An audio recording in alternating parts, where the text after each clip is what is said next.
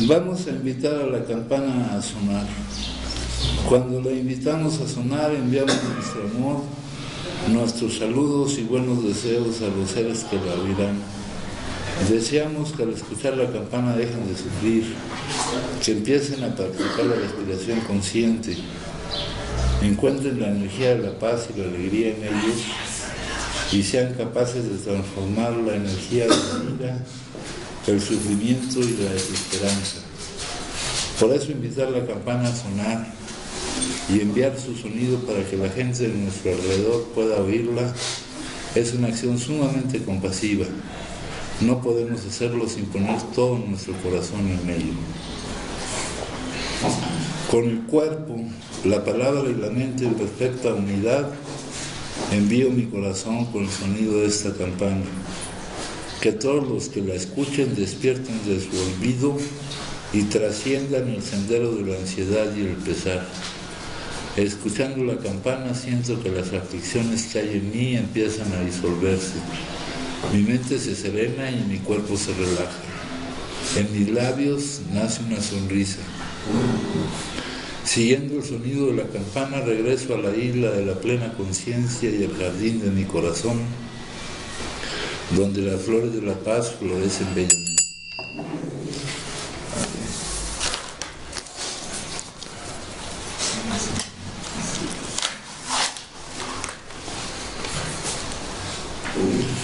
Puedo considerarme una persona recuperada. Si quiere decir, ¿puedo volver a consumir normalmente? La respuesta es no. Pero si quiere decir, ¿puedo mantenerme sin consumir? La respuesta es ciertamente sí. ¿Puedo marchar bien entregando mi problema del consumo a un poder superior a mí, a ese divino principio del universo que llamamos Dios, y pidiendo a ese poder cada mañana que me conceda la fuerza para permanecer sin consumir las siguientes 24 horas? Sé, por la experiencia de millares de personas, que si quiero honradamente estar bien, puedo ponerme bien. Estoy tratando de seguir fielmente el programa de AA. Bueno, aquí viene la cuestión esta que ya les había yo indicado alguna vez, ¿no? Hemos hablado de que nuestra enfermedad es incurable. Antes se decía que era incurable porque la compulsión física o pérdida del control de la cantidad que se consume nunca desaparece. Pero ahora también sabemos que es incurable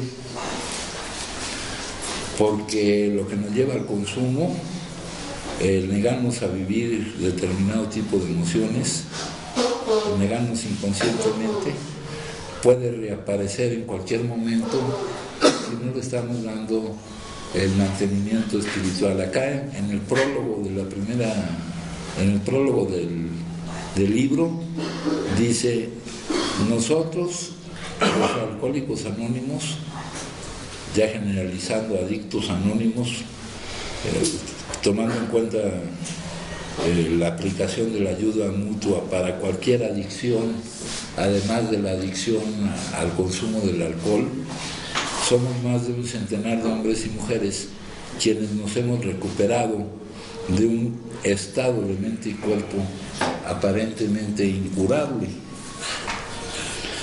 Esto también muchas veces sacar de contexto o ver solo una parte del contenido de lo que aquí estudiamos, pues nos llevaría a una conclusión falsa, ¿no? Acá es bueno que este párrafo analice el tema.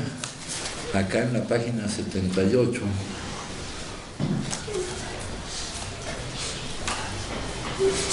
en la página 78, es fácil descuidarnos en el programa espiritual de acción y dormirnos en nuestros laureles. Si lo hacemos, estamos buscando dificultades porque el consumo es un enemigo sutil.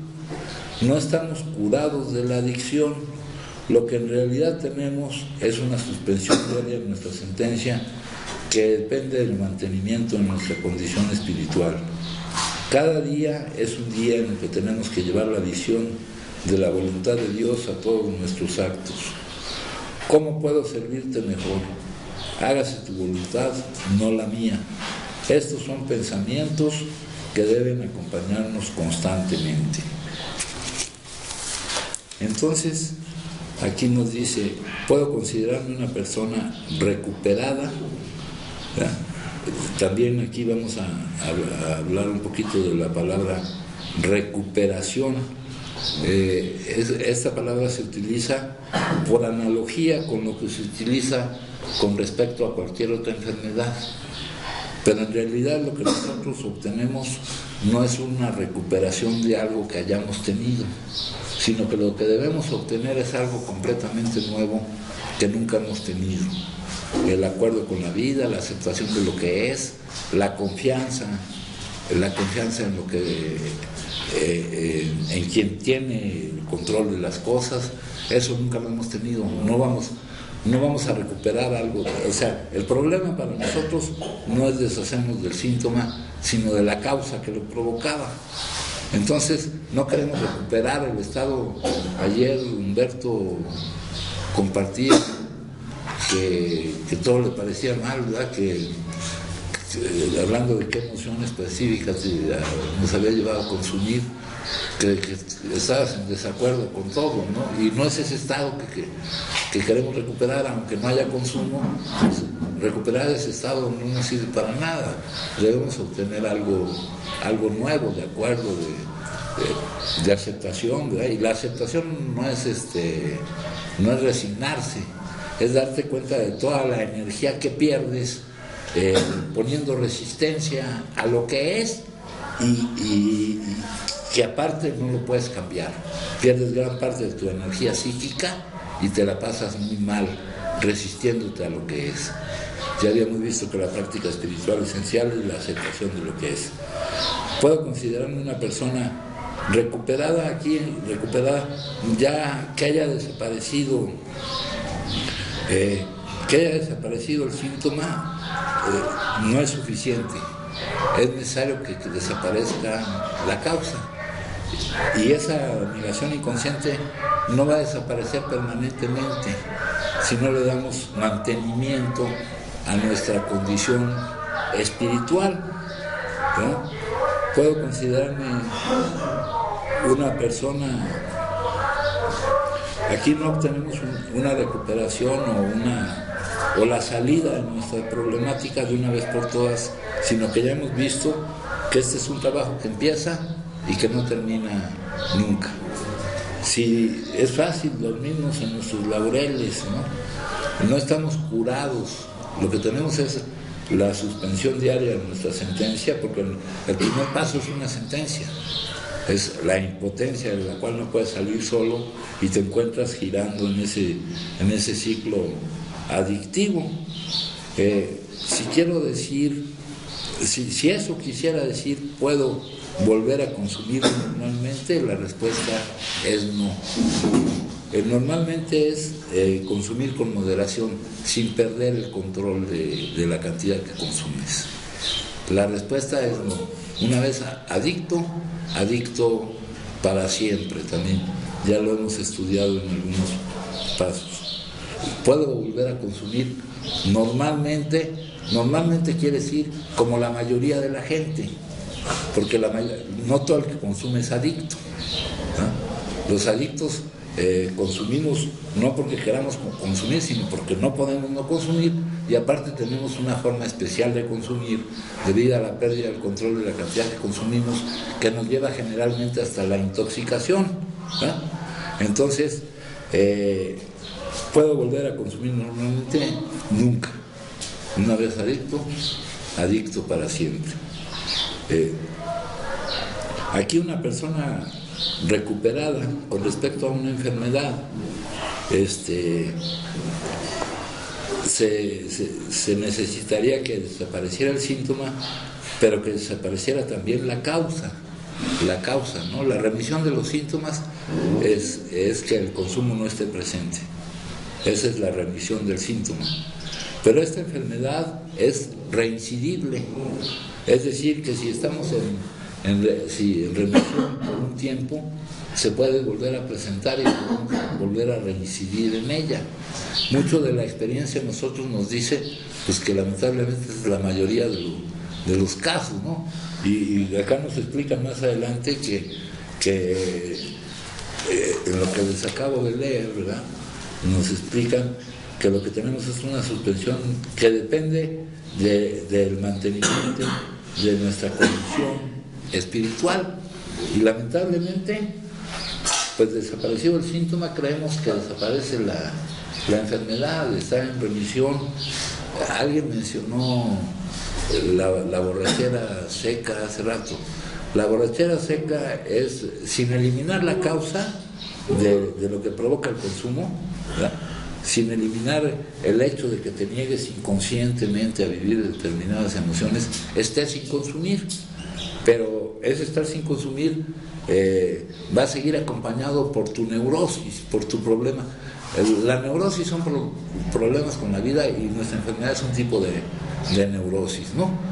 La borrachera seca, un autor, un psiquiatra que se dedicó mucho al alcoholismo, que se llama Elizondo, y publicó en algunas revistas de las revistas de AA varios artículos, y creo que también algún libro sobre la borrachera seca, es decir, donde no está el cambio y lo único que esté presente es el no consumo, y todas tus actitudes, todas tus sensaciones van a ser las de un adicto que sigue en desacuerdo con la vida, y donde no hay ese crecimiento espiritual que necesitamos nosotros, ¿no? La borrachera seca es una de las etapas del proceso de recaída que precede al consumo, ¿no? Entonces dice, la respuesta es no, pero si quiere decir esta recuperación, mantenerme sin consumir, sí, pero siempre y cuando hagas el trabajo para no consumir hoy, y mañana hagas el trabajo correspondiente para no consumir mañana, y cada día vayas haciendo el trabajo correspondiente para no consumir ese día. La recuperación de hoy la trabajamos hoy, la de mañana le vamos a llamar recuperación, pero ya entendemos que no estamos recuperando, porque lo que tuvimos no queremos recuperarlo, de plano, ¿no? Yo no quiero recuperar lo que tuve, ¿no? No me convendría recuperar lo que tuve. Entonces, ¿puedo mantenerme sin consumir? Sí, pero depende del mantenimiento de mi condición espiritual. Si yo me alejo de esto, todas estas cosas que están, toda esta atmósfera, esto que va entrando en mí, se va, y yo pierdo la forma que estoy tomando forma, me vuelvo a deformar, ¿no? El doctor Tibot en algún artículo dice que lo primero que reaparece es el ego, ¿verdad? Entonces, yo tengo que estar siempre pendiente, y hay muchas enfermedades que no las curas, pero son controlables, como esta, ¿no? Y el control que nos pide pues no es tampoco tan difícil, ¿no?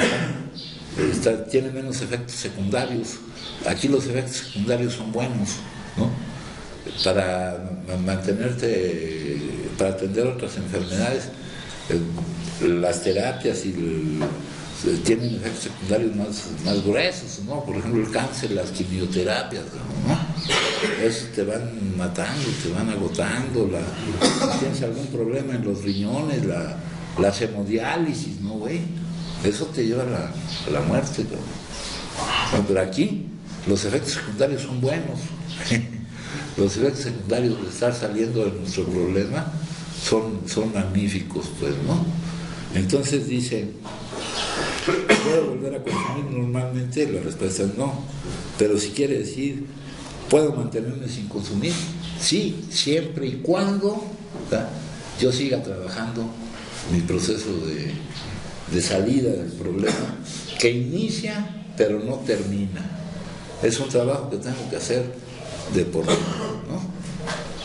Acá, en las fases de nuestro proceso de tratamiento, tenemos la primera fase, es la adaptación pues a estar aquí en la comunidad terapéutica, en la comunidad práctica espiritual. La segunda es le llamamos rehabilitación, pero en realidad es una habilitación, es para obtener ese cambio que queremos nosotros, para dejar de percibir mal las cosas, ¿no? Para darnos cuenta mediante la espiritualidad que no son como nosotros las veíamos. Y luego viene la fase de reintegración. En esa fase de reintegración es cuando, sin descuidar porque la recuperación tiene dos objetivos. Primero, lograr la abstinencia, pero lograr la abstinencia eliminando la causa. No es una remisión forzada, porque si no es gratificante nuestra salida, va a volver a operar la ley de la gravedad del dolor y de nuevo vamos a volver a lo mismo. Ese es uno de los primeros objetivos, el primer objetivo. El segundo es mejorar la calidad de cada una de las áreas de tu vida, hasta donde sea posible, porque para muchos de nosotros pues ya hay muchas consecuencias que hemos vivido, pero siempre teniendo el énfasis en el primer objetivo, ¿no? Que es el crecimiento espiritual. Entonces dice, la respuesta es ciertamente sí. ¿Y cómo puedo hacer para mantenerme sin consumir? Dice aquí, marchar bien, entregando mi problema del consumo, que ya hemos visto en las lecturas de varios días, que es lo problemático que me resulta tener contacto con los contenidos de mi vida, porque entre los contenidos de mi vida mi mente produce emociones que yo inconscientemente me niego a vivir, ¿verdad? Entonces dice, ¿cómo pongo mi problema de la vida? ¿Cómo entrego mi problema del consumo, que es mi problema de lo que me cuesta trabajo convivir con los contenidos que tengo que vivir? Pues entregando ese problema a un poder superior, pero con una confianza de que estando en sus manos, Él trabaja a mi favor, y con una confianza que no sea disminuida ni por lo que mi mente dice, ni por la coincidencia o disidencia de lo que ocurra coincida con mi voluntad, ¿verdad? Aquí dice dirección buena y ordenada. Dice, yo sé que cual sea el resultado, o sea, lo que voy a vivir, sabiendo que mi vida, que lo que voy a vivir, Él lo determina, será el mejor posible, que Él trabaja a mi favor, incluso si no son lo que yo deseo, espero. Esa discordancia entre lo que yo desearía y esperaría no vence la confianza que yo tengo. Yo sé que Él está actuando en mi favor de una manera que no lo puedo hacer yo, ¿no? Entonces eso ya me saca de vivir en el plano mundano, en la realidad aparente, y me va llevando poco a poco a vivir en la realidad espiritual, en la verdadera realidad. Entonces dice aquí, a ese divino principio del universo que llamamos Dios, el nombre que le pongamos ya vimos que no importaba. Lo que importaba era que la confianza que tuviéramos de saber que Él es el que determina lo que uno vive es una confianza completa, que no puede ser desviada por el juicio de mi mente ni por la coincidencia con lo que yo creo que quisiera yo, ¿no? Acá dice, simplemente no sé qué es lo mejor para mí, pero yo creo que Él sí lo sabe. Yo puedo creer que quiero eso, pero simplemente no sé qué es lo mejor para mí. No, nuestra mente no tiene esa capacidad, ¿verdad? Entonces dice, y pidiendo a ese poder cada mañana que me conceda la fuerza para permanecer. ¿Cuál es la fuerza para permanecer sin consumir? La capacidad de no producir esas emociones que yo me niegue inconscientemente a vivir y que produzcan la emisión del mandato bioquímico que me mande directamente a consumir. Las siguientes 24 horas, por eso les digo que es un trabajo diario, se trabaja la recuperación de hoy con el trabajo de hoy, pero si dejamos, el otro día lo decía Juan José, que cuando estamos aquí en las juntas y todo esto, pues más o menos vamos agarrando un poco de forma, pero cuando nos salimos de la junta, pues ya de nuevo nos desparramamos todos, ¿no? Entonces por eso hay que estar constantemente en esta cuestión. Padrino. Sí, mijo. Familia, buenas tardes, mi nombre es Alejandro, soy uno más. Yo ahí, antes de continuar, en esa parte donde dijiste, donde se menciona que es proceso de recuperación, alguna vez nos mencionaste, no sé si lo entendí bien o lo entendí mal, pero es algo que se me ha quedado, y yo creo que bien, porque me ha ayudado, que nos dijiste que el punto de proceso en el que estamos cada uno es diferente.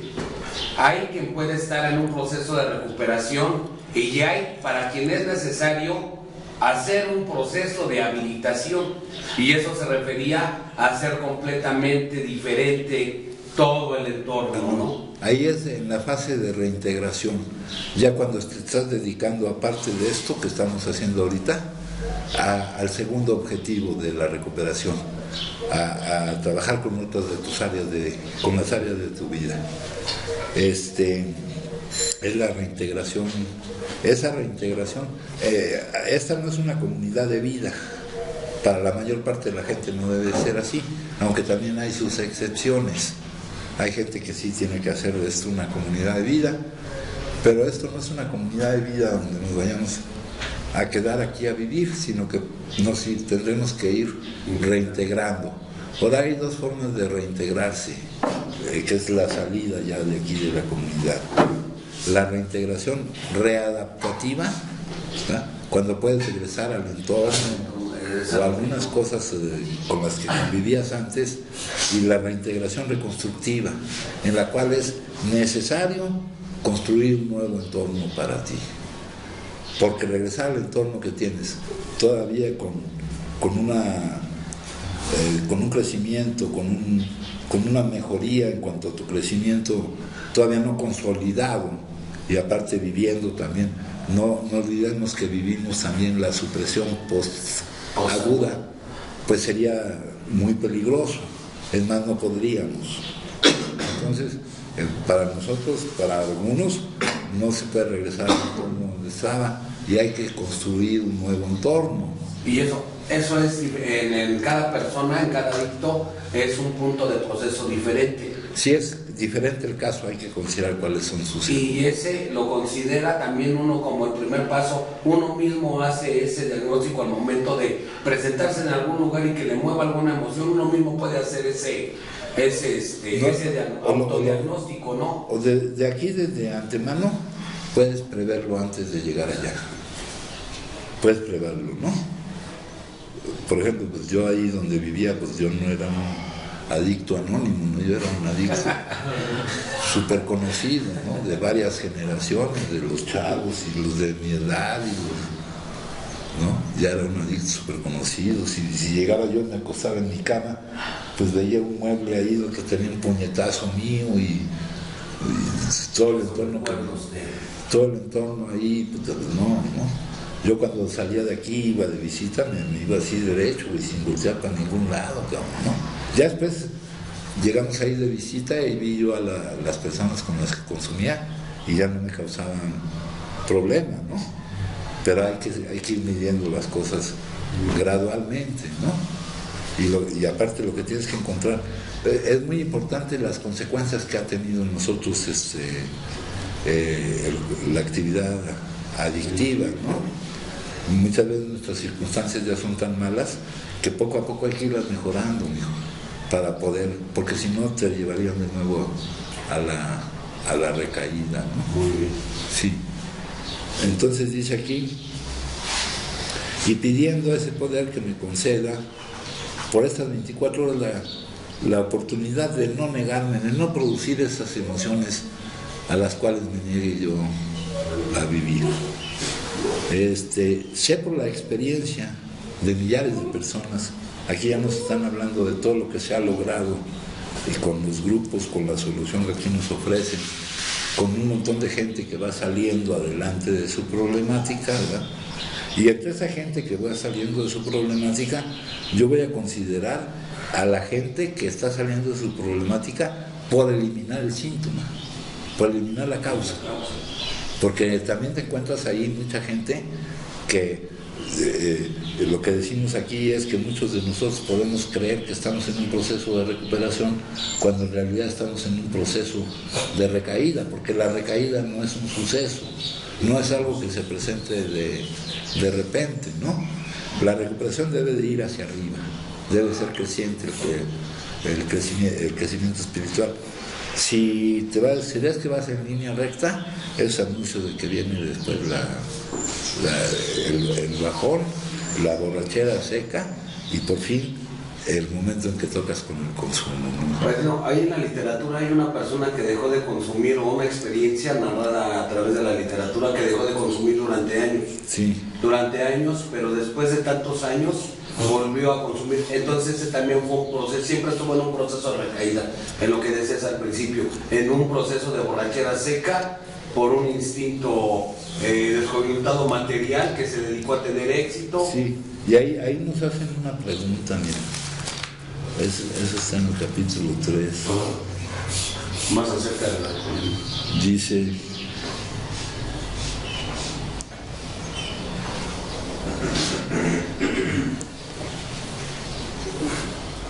que alguien pudiera pensar, no,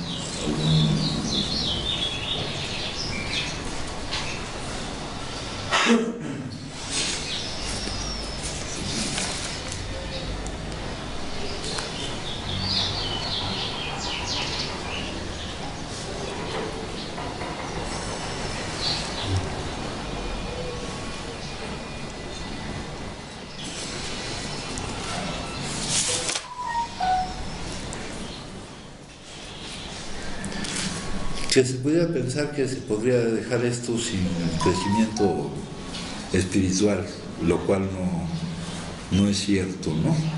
Y en los grupos tú encuentras la gente que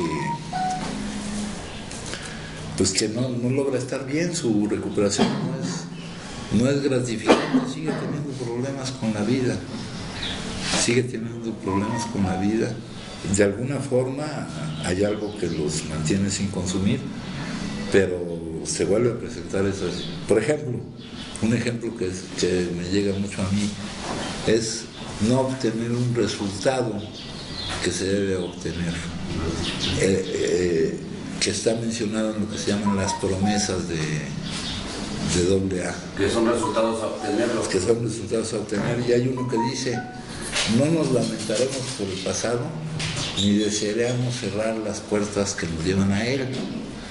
Yo dejé de consumir, pero sufría yo mucho por lamentarme por lo que había vivido y lo que había. Todavía no me daba yo cuenta de que eso que había yo vivido era para algo magnífico. Entonces estaba yo sufriendo como loco. Sufría yo como loco. Estaba sin consumir. Y así me pasé un buen tiempo, sufriendo. Me hice famoso por sufrir bastante, mi hijo. No me veía, me veía yo y puta, ¿no? Pero pues se tuvo que venir. Fue hacia abajo, te mantuviste así con lo que dice ahorita, así, y fue hacia abajo. Sí.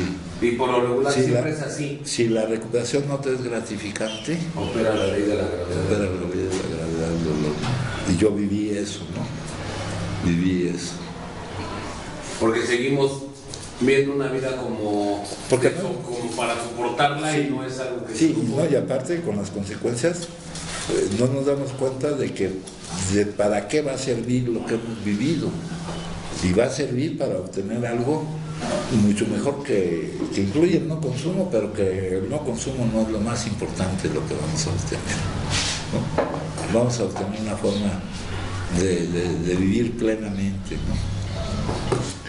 Entonces dice aquí, y pidiendo ese poder cada mañana, entonces día por día tengo que trabajar en el mantenimiento de mi condición espiritual. Sé por la experiencia de millares de personas que si quiero honradamente, honradamente quiere decir si quiero con verdad, si quiero con verdad no es decir yo quiero, es decir quiero y por lo tanto hago lo necesario para que se dé, ¿verdad? Porque el solo querer, ya nos lo dice la literatura, el más vehemente deseo de dejar de consumir resulta totalmente infructuoso si no va acompañado por lo que nos dice en la excepción. Nos dice, nadie quiere curarse, contemporizamos, disimulamos, hacemos las cosas a medias, ¿eh? Queremos dejar sentados que hemos hecho un esfuerzo, ¿no? Otros quieren dejar sentado que no tienen remedio, ¿verdad? También los hay. La excepción es el que está dispuesto a liberarse de todo condicionamiento, ¿verdad? El que está dispuesto a liberarse de todo condicionamiento, es decir, el que ya no le va a poner condiciones a la vida.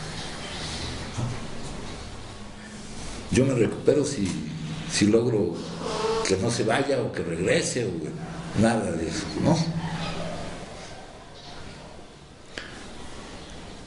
Bueno, entonces aquí dice, entonces estoy tratando de seguir este mapa de crecimiento espiritual, entendiendo perfectamente claro que el mapa no es el territorio, ¿no? Aquí le hablan programa y pasos como si fueran una serie de instrucciones de un programa de computadora o algo así, ¿no?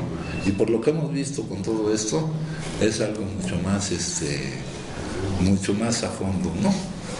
Bueno, entonces estas son consideraciones necesarias. Ahora la meditación del día, que es la parte terapéutica. Estoy tratando de seguir fielmente, de vivir los principios espirituales, de estar en una práctica de adiestramiento de mi mente para transformar la forma en que veo las cosas, ¿no? Una práctica que tiene como herramientas los principios espirituales, ¿no? Una práctica de participación, de entrega, ¿no? Eso es lo que la pregunta que me hace con respecto a mi proceso de recuperación, porque yo puedo estar aquí haciendo otra cosa, creyendo que estoy de vacaciones o creyendo que estoy castigado, o creyendo, mira qué bajo he caído, ¿no?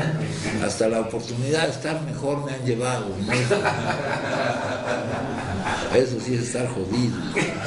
Me hubieran dejado, y más si damos vida al dicho ese de que más vale malo por conocido que bueno por conocer, ¿no? Entonces ya me acostumbré a estar de la chingada, ¿para qué quiero que cambie? Bueno, ahora vamos a ver la parte terapéutica. Hay que perseverar en todo lo que la dirección de Dios le manda hacer. Hay una dirección de nosotros que nosotros reconocemos, no podemos decir que no la reconocemos.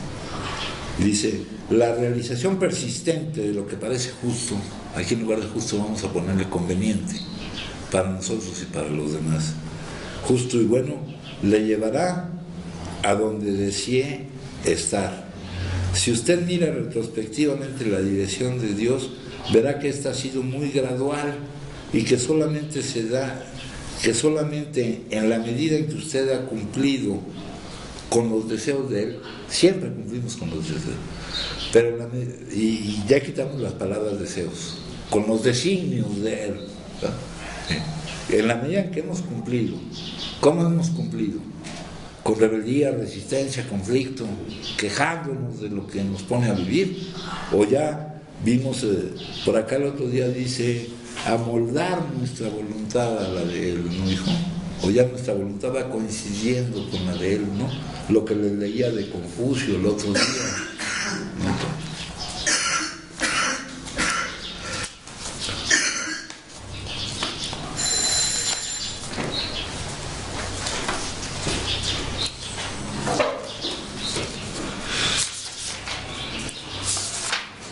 Dice,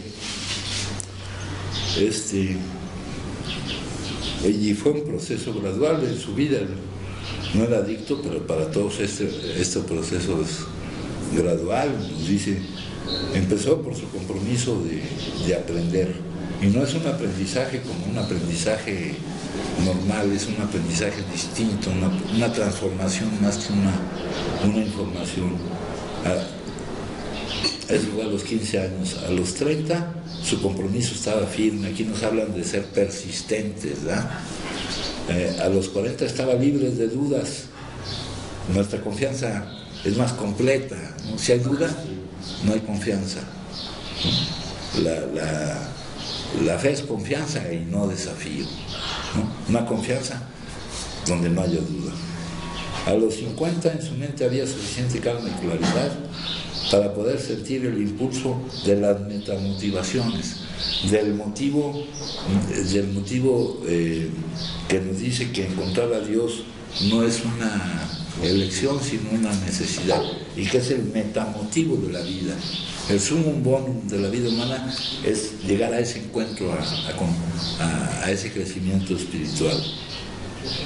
A los 60 se encontraba tan liberado de las compulsiones de los deseos o los apegos que no ponía resistencia a sus motivos superiores.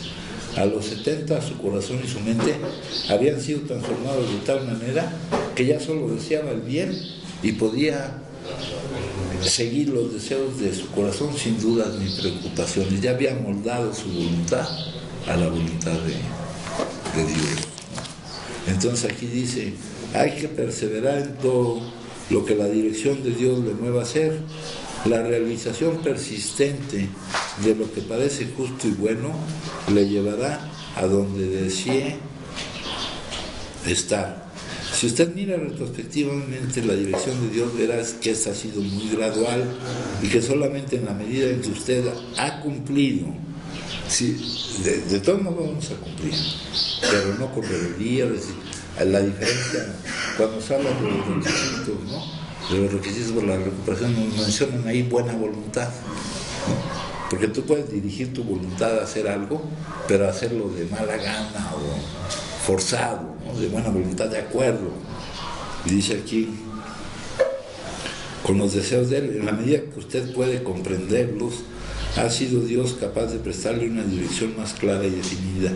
El hombre es guiado por el toque de Dios a través de una mente receptiva, ¿verdad? Para lo cual mente abierta, mente vacía, como decimos, y fortalecida. No es un proceso gradual y hay que perseverar en todo esto, ¿no? No sé si en la junta anterior lo mencionaron o no, pero acá en las comunidades terapéuticas hablaban de que al principio la estancia en una comunidad terapéutica, cuando empezó esto, eran 2 años o más, ¿no? Por motivos económicos, por motivos también las comunidades terapéuticas no nacieron en México, no nacieron en otras partes, pero por otro tipo de motivos se fue reduciendo ese tiempo, ¿no?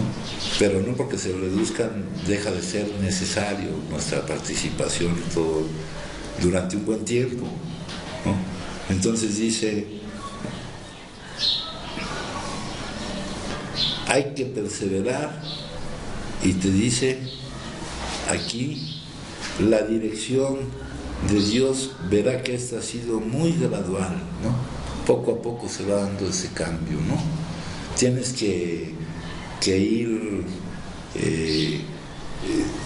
dándole toda la gradualidad que puedas, practicando esto de que aquí nos estamos acostumbrando a ir contra nuestros deseos naturales, ¿no?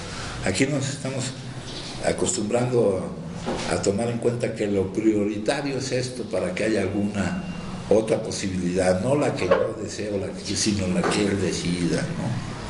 Pero eso pues, es un proceso que lleva tiempo, ¿no? Yo recuerdo, yo creo que a mí al principio pues me costaba más trabajo. Cada vez te va costando un poco menos de trabajo, ¿no? Esta cuestión.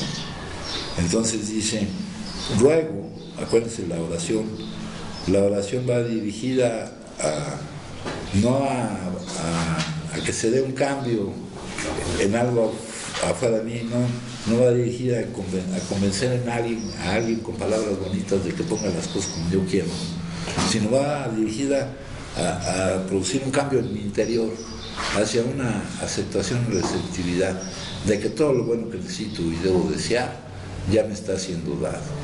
Entonces, en la oración del día, de cada día, para nosotros los adictos, hay la gran necesidad de encontrar la salida en nuestra situación. Y lo que estamos pidiendo es para encontrar esa salida, ¿verdad? Hay esa gran necesidad y hay la certeza de que ya se nos está concediendo. Luego, poder perseverar en hacer lo que parece justo, conveniente, ¿no? Acuérdense que las palabras no nos vamos a dejar cazar por las palabras, ¿no? Vamos a darles el sentido que tienen. Pido poder llevar a cabo todo lo que la dirección de Dios me indique. Interesarme cada vez menos en mis planes y proyectos, cada vez menos en mis... por ahí se dice que no se puede vivir en el presente y estar haciendo planes. Les he leído varias cosas al respecto. La dirección de Dios, la verdadera inteligencia, no mi pensamiento. Tengo que llegar a un punto en donde sea la intuición, ya no tanto la mente pensante.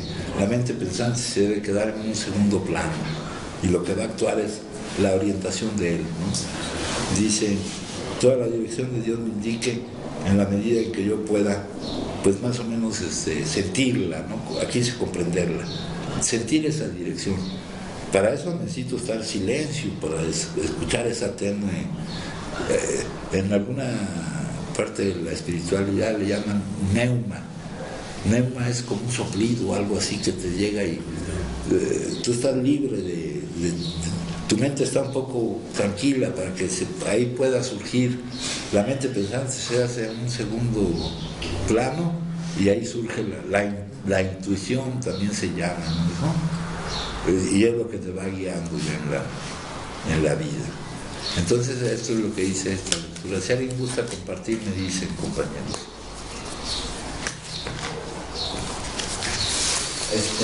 Sí. Sí, buenas tardes, soy una alcohólica. Esa intuición, yo deseo y quiero y hago de amoldar mi voluntad a la de Dios, pero ¿cómo sé para dónde me va a guiar Dios? O sea, que es su voluntad, pues es lo que estoy viviendo, ¿no? Pero ¿cómo lo sigo? O sea, ¿cómo sigo su voluntad? ¿Cómo sé que es Él el que está... El que está, sí. Obrando? Sí, a ver, permíteme un segundo, aquí hay algo. Dice, al pensar en nuestro día, tal vez nos encontremos indecisos. Ese es un problema que tenemos muchos los adictos, de no sabemos qué decidir, ¿no? Acá en el tercer paso,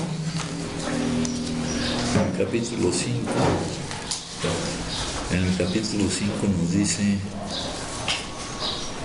cuando nos habla del tercer paso,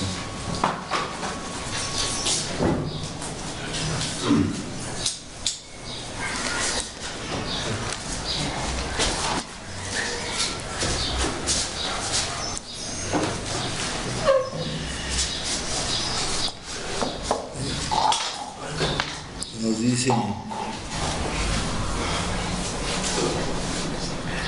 lo vamos a ver también en una de las lecturas, pero dice, a medida que sentimos afluir en nosotros un poder nuevo, que gozamos de tranquilidad mental, que podíamos descubrir la vida satisfactoriamente, que llegamos a estar conscientes de su presencia, empezamos a perder nuestro temor al hoy, al mañana o al futuro, renacimos.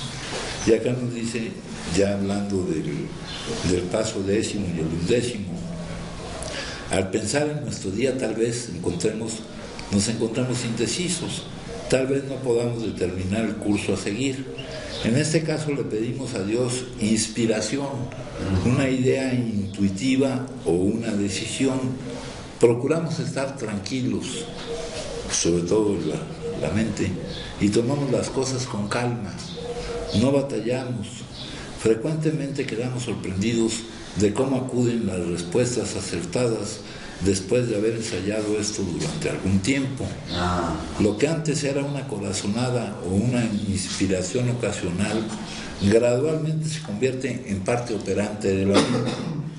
Carentes aún de experiencia y recién hecho nuestro contacto consciente con Dios, es probable que no recibamos inspiración todo el tiempo. Tal vez paguemos esta presunción con toda clase de ideas y actos absurdos. Sin embargo, encontraremos que a medida que transcurre el tiempo, nuestra manera de pensar está más y más al nivel de la inspiración. Es con la práctica vas mejorando, ¿no?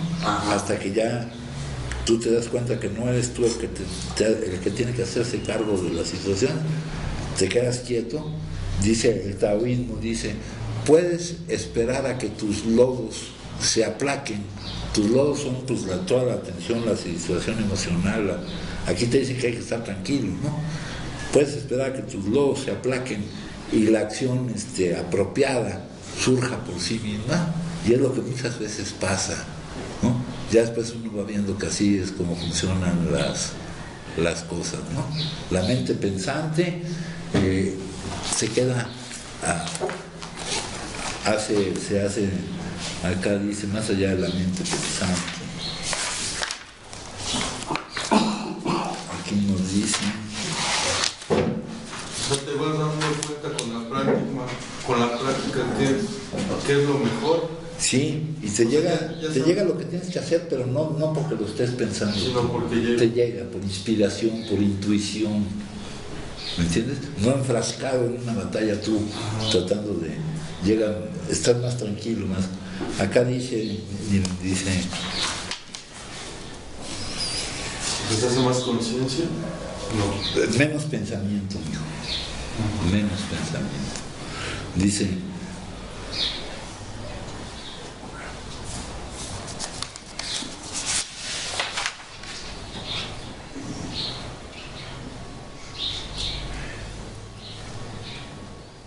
aquí,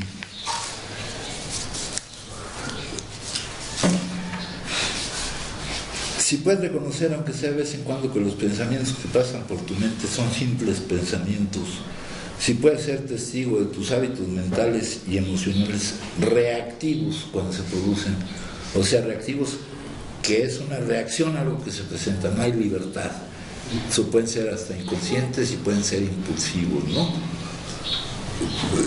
De todo el condicionamiento que traemos. Entonces, esa dimensión ya está emergiendo en ti como la conciencia en la que ocurren los pensamientos, el espacio donde están los pensamientos y emociones, el espacio interno, temporal, donde se despliegan los contenidos de tu vida. La corriente de pensamientos tiene una enorme inercia que puede arrastrarte fácilmente.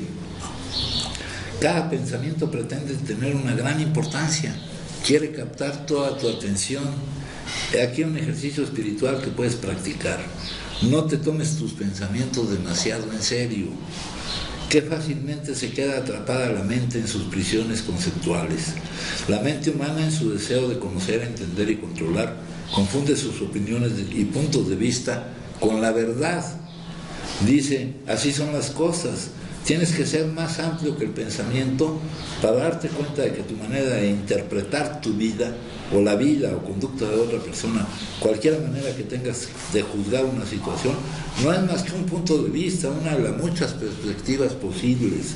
No es más que una cadena de pensamientos, pero la realidad es una totalidad unificada donde todas las cosas están entrelazadas, donde nada existe en y por sí mismo. El pensamiento fragmenta la realidad, la corta en pedazos y en fragmentos conceptuales. La mente pensante es una herramienta útil y poderosa, pero también muy limitante cuando se adueña completamente de tu vida, cuando no te das cuenta de que solo es un pequeño aspecto de la conciencia que eres. La sabiduría no es producto de pensamiento. El conocer profundo que es la sabiduría surge de un simple acto de prestar toda tu atención a alguien o a algo, ¿no? La atención de la inteligencia primordial, la atención es la inteligencia primordial. es la conciencia misma, disuelve las barreras creadas por el pensamiento conceptual, lo que nos permite reconocer que nada existe en y por sí mismo. Une el perceptor con lo percibido en un campo de conciencia unificada. La sabiduría cura la separación. Cuando estás inmerso en el pensamiento, en pensamiento compulsivo, estás evitando lo que es, no quieres estar donde estás, aquí, ahora. Los dogmas religiosos, políticos, científicos surgen de la creencia errónea de que el pensamiento puede contener y encerrar la realidad o la verdad. Los dogmas son prisiones conceptuales como colectivas, y lo extraño es que la gente ama la celda de su prisión porque le da la sensación de seguridad, una falsa sensación de yo sé.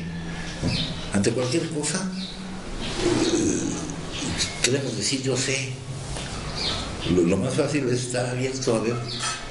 Tal vez tenga un punto de vista al respecto, pero dice aquí: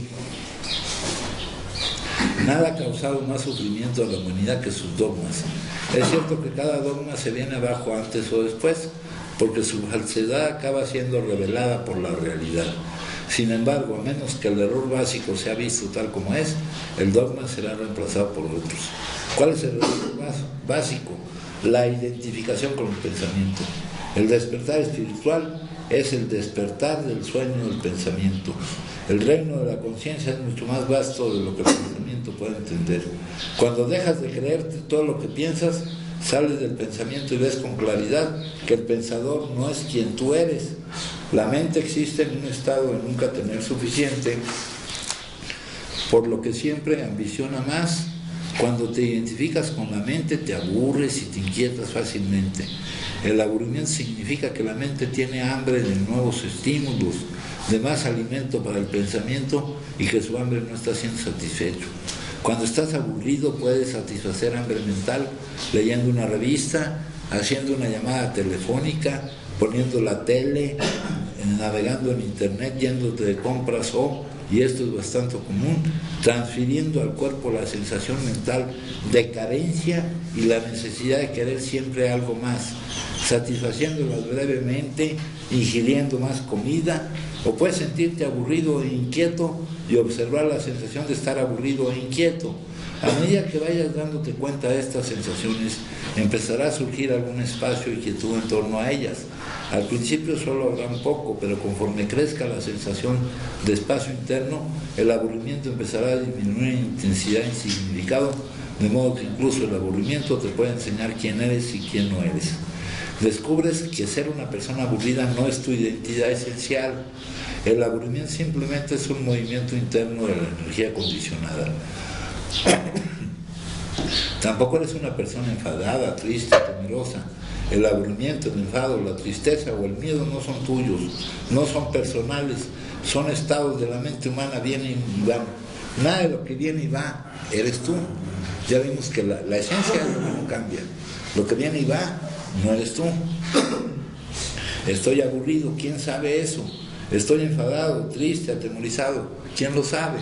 Tú no eres el que está aburrido, tú eres el que sabe que está aburrido, ¿no? Dice, tú eres el conocimiento, no el estado conocido. Los prejuicios de todo tipo implican que te sientes identificado con la mente pensante. Significan que ya no ves al otro ser humano sino únicamente su propio concepto de ese ser humano. Reducir la riqueza de la vida de otro ser humano a un concepto es en sí mismo una forma de violencia.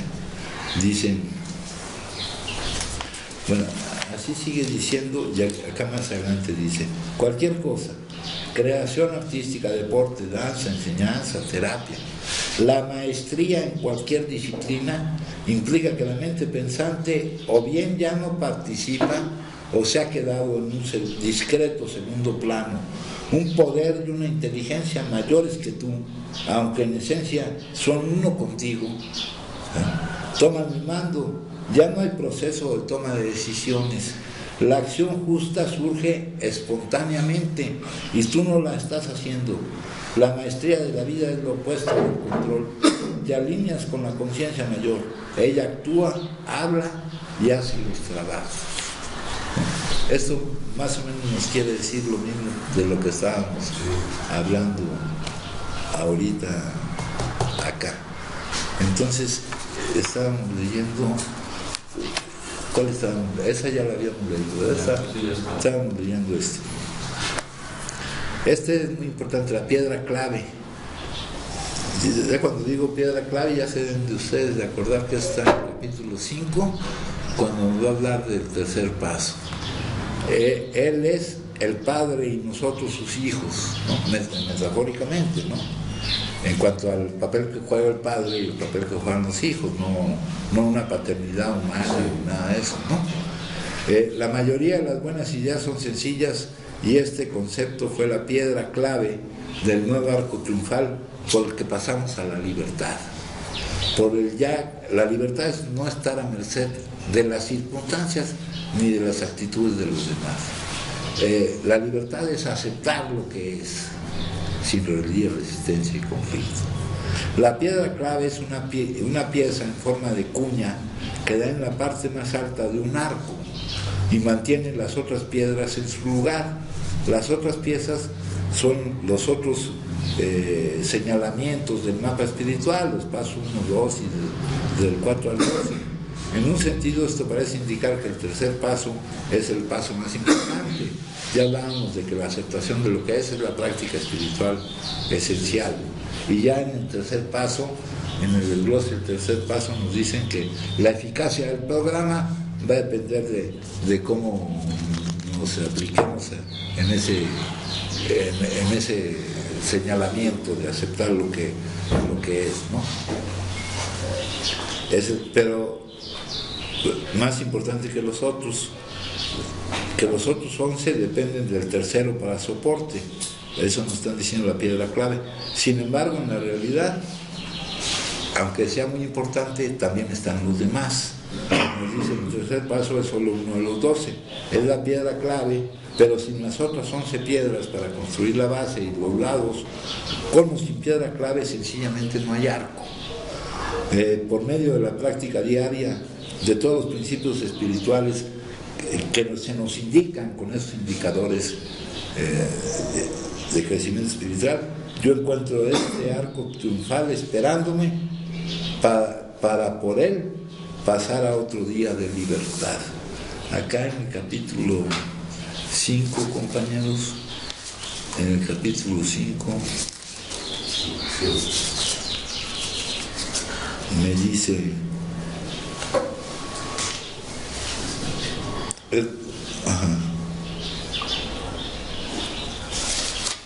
acá me dice nos acaba aquí de decir de que nuestras dificultades surgen de nosotros, lo cual ya habíamos hablado, ¿verdad? De que lo que proyectamos luego se nos... Y nos dice que teníamos que deshacernos del ego o nos mata, y que no es posible hacerlo más que con su ayuda. No hay otra forma. O sea, en todo el programa va implícito el hecho de que lo que vamos a hacer realmente lo está haciendo otro, lo está haciendo él, no somos nosotros. Dice, este es el porqué. Aquí tampoco podíamos reducir nuestra concentración en nosotros mismos, la autoobsesión, el egocentrismo, con solo desearlo y tratar de hacerlo a base de nuestro propio poder. Dejar de pensar en uno mismo, dejar de estar autoobsesionado. Tuvimos que obtener la ayuda de Dios. Este es el cómo y el porqué de ello. Ante todo, tuvimos que dejar de jugar a ser Dios. ¿Qué es jugar a ser Dios? Querer usurpar su papel, querer atribuirnos las capacidades que no tenemos y que sí tiene Él. No resultaba. Ya para estas alturas ya nos debimos de haber convencido de que no resultaba, ¿verdad?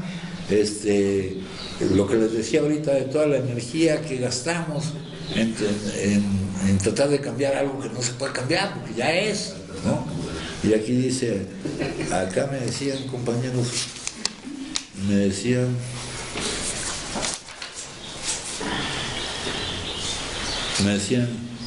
valerme de mi terquedad en cualquier situación, no terco en jugar a ser Dios, tiene normalmente el mismo resultado que tratar de forzar la pieza al rompecabezas que no corresponde, el agotamiento y la frustración, ¿no? Tu terco, que la cosa cambie, y la cosa ya está aquí, pues ¿cómo la cambias, no?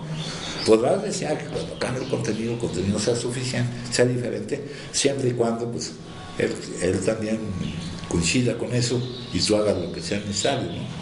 Pero acá dice, no resultaba, para esta altura ya tuvimos que darnos cuenta que no resulta. No está mi compañero, ¿no? ¿No? ¿Cuál de ellos? ¿Pedro? Ahí estoy. Sí, no, pues, jugar a ser Dios. Pues, yo ahorita voy a pagar todo lo que debo, hijo. Puta, ¿y cómo chingar lo pago? ¿Cómo te hago? Entonces, ¿para qué le hacemos, no? Sí. ¿Verdad?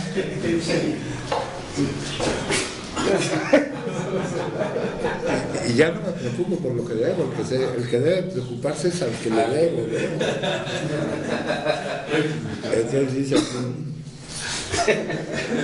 no resultaba. Después decidimos que en lo sucesivo, en este drama de la vida, los géneros literarios, no está la comedia, está el drama, el melodrama, o sea, la vida no es un viaje a Disneylandia donde te la vas a pasar a toda madre, ¿no? Va a haber de todo va a haber de todo, va a haber cosas de dolor y de todo, va a haber, es una enseñanza esto. Después decidimos que en lo sucesivo en este drama de la vida, él iba a ser nuestro director. Él iba a decir lo que íbamos a vivir,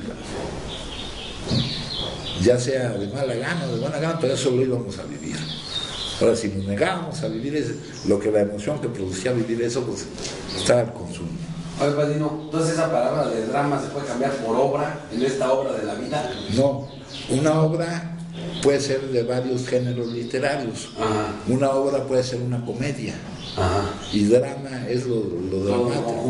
No, es otro género literario, pero que es dramático, que no es cómico, pues. Hay el melodrama y hay mucho, ¿no? Bueno, entonces dice aquí, él iba a ser nuestro director, es el jefe, nosotros somos sus agentes, ¿no? Muchas veces hablamos de que queremos respetar a los jefes, no los respetamos, pero a ese jefe sí, porque no hay forma de... Y nosotros somos sus agentes. Acuérdense que estamos aquí para que su divino propósito se despliegue, y esa es su importancia, ¿no? Es una importancia gigantesca. Que no nos demos cuenta de ello es otra cosa. Pero estamos puestos aquí para que se vaya desplegando lo que Él quiere que pase. Dice aquí, es el Padre, nosotros sus hijos. La mayoría de las buenas ideas son sencillas, y ese concepto fue la piedra clave del nuevo arco triunfal por el que pasamos a la libertad. Ya no quedamos a merced de lo que pasaba, ¿verdad? Ya somos libres, ya puede pasar cualquier cosa, y no vamos, porque nos estamos haciendo cargo de nuestro estado emocional mediante la aceptación de lo que es. Ya no se producen esas emociones. Cuando asumimos sinceramente esa actitud, toda clase de cosas admirables sucedieron. Teníamos un nuevo patrón, siendo todopoderoso, Él proveía todo lo que necesitábamos si nos manteníamos cerca de Él, a distancia cero, con Él dentro de nosotros, y desempeñábamos bien su trabajo. ¿Y cuál es el trabajo que nos tiene encargado? Siempre es hacia afuera, siempre es hacia los demás. Él nos encarga que le echemos, que se vea en nosotros su amor, que se refleje en nosotros su amor. Y Él proveía todo lo que necesitamos, pero eso nos mete en otra bronca, porque estamos de acuerdo en que no queremos, en que lo que necesitamos no nos basta. Preferimos lo que creemos que queremos. O sea, sin proyectar de te voy a querer, no te voy a chingar. No, si pongo dos ventanillas y en una le digo aquí está lo que necesitas, y en otra le digo aquí está lo que quieren, lo que hemos querido, fíjese a dónde nos ha llevado. Y lo que necesitamos muchas veces es precisamente no lo que queremos.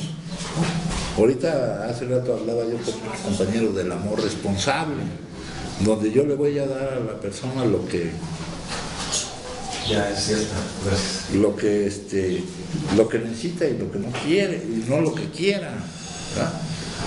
Aunque tenga yo que aguantar que eso le disguste a él, porque yo lo que quiero es ayudarlo.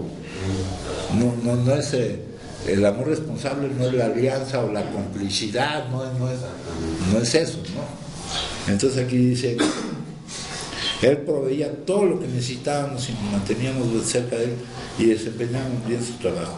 Establecidos sobre esta base, empezamos a interesarnos cada vez menos en nosotros mismos. ¿Qué nos dicen que estamos haciendo con esto? Estamos deshaciéndonos del egocentrismo y de la concentración en nosotros mismos, de la autoobsesión. Sería también como esa falsa persona. ¿Cómo dices? Como esa falsa persona, más o menos. A ver, no entiendo tu O sea, el falso yo. El falso yo. Ah, sí, el ego es el falso yo. Que mi enfermedad. Sí, aquello con lo que te has identificado, ¿verdad? Pero también empezamos a interesarnos cada vez menos nosotros mismos. Siempre que aparece un pronombre, ese pronombre es falso. Ese nosotros mismos empezamos a interesarnos en lo que creemos que somos, quiere, porque lo que somos no quiere eso. Cabe en nuestros planes y en nuestros proyectos. Nos interesamos cada vez más en darnos cuenta de que era con lo que podíamos contribuir a la vida. Aquí ya se ha establecido un cambio gigantesco. Ya no estás viendo qué obtienes, sino qué das. Porque ya sabemos que dando es como recibimos. Ya sabemos que los que no saben esas cosas trabajan directamente buscando su propio beneficio. Los que ya se dieron cuenta de esas cosas trabajan en el beneficio de los demás porque ya saben que así van a obtener su propio beneficio. Es el egoísmo inteligente y el egoísmo estúpido. ¿Ah? A medida que sentimos, y haciendo esto, sentimos afluir en nosotros un poder nuevo. Gozamos de tranquilidad mental, descubrimos, ya no somos los encargados de estar diseñando y controlando las cosas. El tercer paso es quitarte la carga de creer que estás a cargo de todo, ¿no? Pues ya sabes que es otro el que dice las cosas. Entonces, pues, tranquilidad mental. Descubrimos que podíamos encarar la vida satisfactoria. Ya no produces las emociones, ya puedes vivir lo que tengas que vivir, encarar la vida satisfactoriamente. Llegamos a darnos cuenta de su presencia, a estar conscientes. Empezamos a perder nuestro temor al hoy, al mañana o al futuro. Renacimos, ya somos otros, compañeros. De esta forma, ya somos otros. ¿Verdad? Bueno, entonces lo que dice aquí. Si gustan compartir. Sí, ya lo leí. Y yo un poco, padrino. Sí, mi hijo, dígame. Esta parte de ahí habla de la piedra angular. De la piedra clave, mi hijo. La piedra clave. No hay que confundirla con la piedra angular del crecimiento. Exactamente. Ajá. Ahí iba yo. Bueno, fíjense, ahora dice nuestro inventario.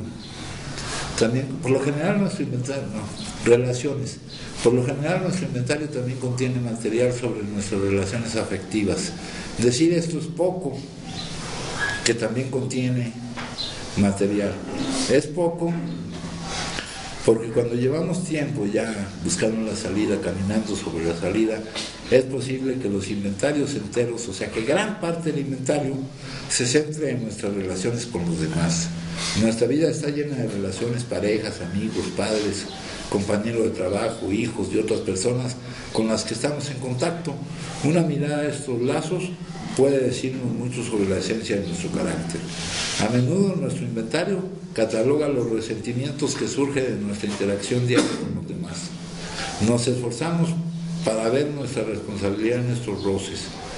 Ponemos expectativas irreales sobre los demás. Estamos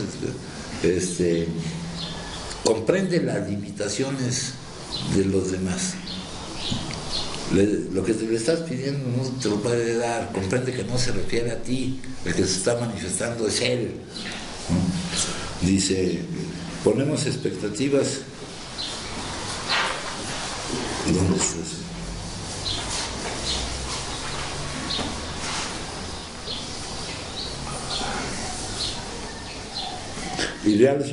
imponemos nuestro criterio a los demás.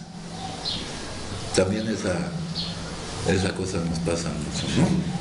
Cada quien tiene su punto de vista, aquí todos son puntos de vista. Somos a veces francamente intolerantes. Ya por ahí nos dijeron que la tolerancia iba a ser parte de nuestro código para comportarnos, ¿no? Dice, con frecuencia el solo hecho de escribir nuestro inventario libera parte de la tensión que produce una relación conflictiva, pero además debemos compartir este inventario con nuestro ser humano.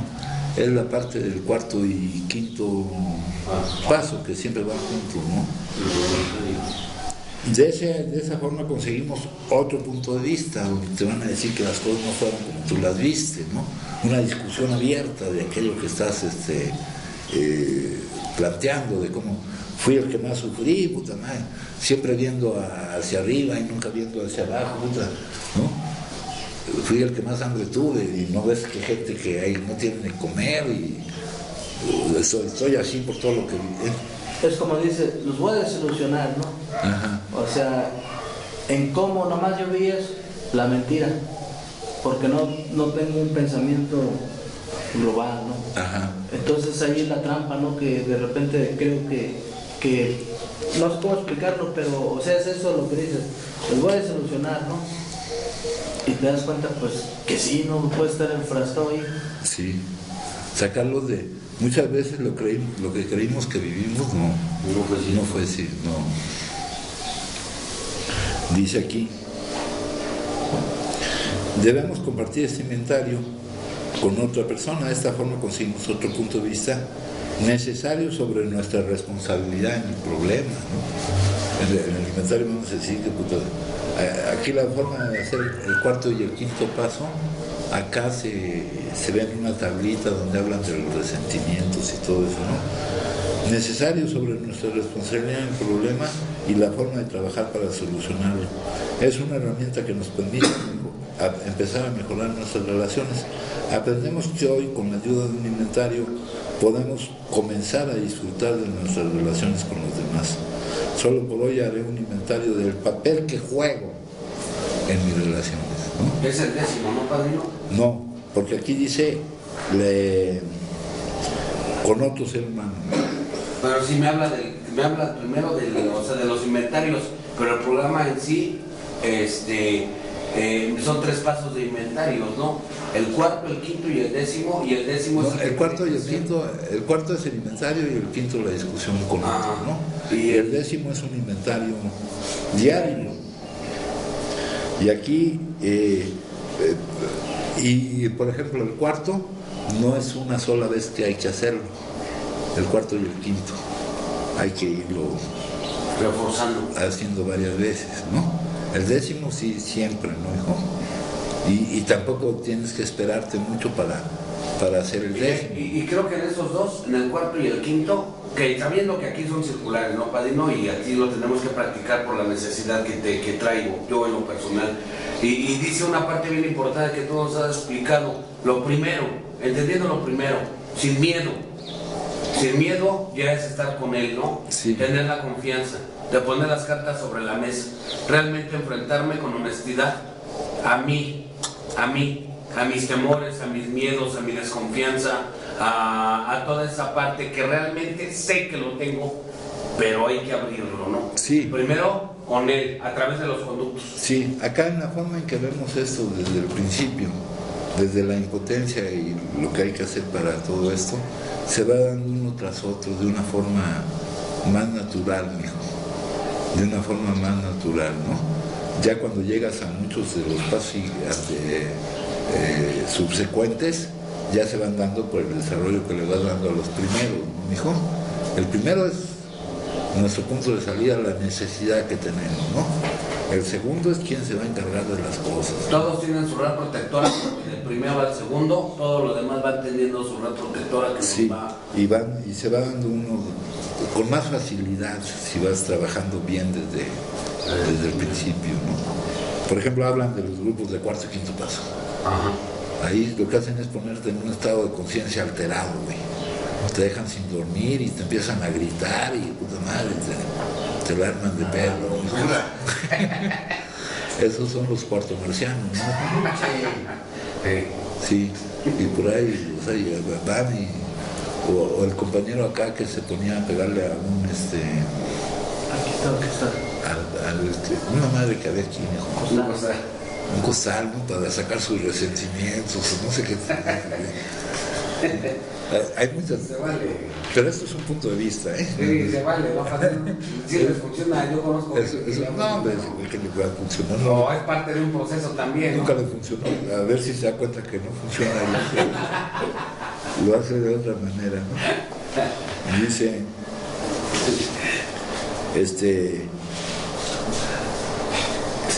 aquí lo que tengo que ver es qué papel juego yo. No, es mi inventario, no el de los demás. Es lo que me quiere decir. Del papel que juego en mis relaciones. Puta, mis relaciones, todos son malos conmigo, cabrón. ¿No?